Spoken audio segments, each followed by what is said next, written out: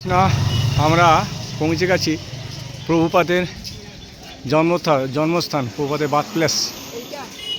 হ্যাঁ, ভক্তরা সবাই আসছে। এটা হলো প্রভুপাদের বার্থ প্লেস, প্রভুপাদের জন্মস্থান।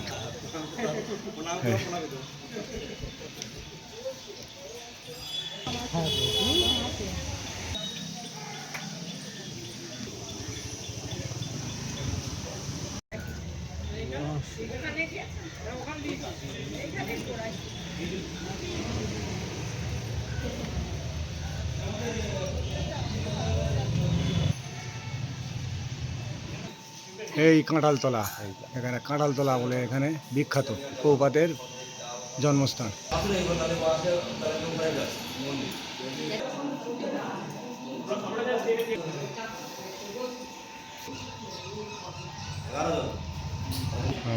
আমরা এখনো পর্যন্ত প্রভুপাদের বার্থ প্লেসে দর্শন করছি।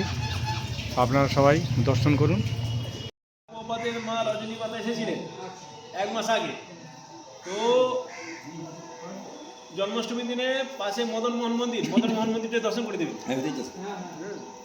তো মদন মোহন মন্দিরে কীর্তন শুনতেছিল, কীর্তন শুনতে শুনতে অজ্ঞান হয়ে যায়।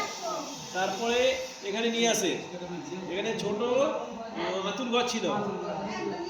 এবং তারপর দিনকে 4টের সময়, বিকাল 4টের সময় প্রভুপাদের জন্ম এখানে হয়েছিল, এই কাঁঠাল গাছের নিচে।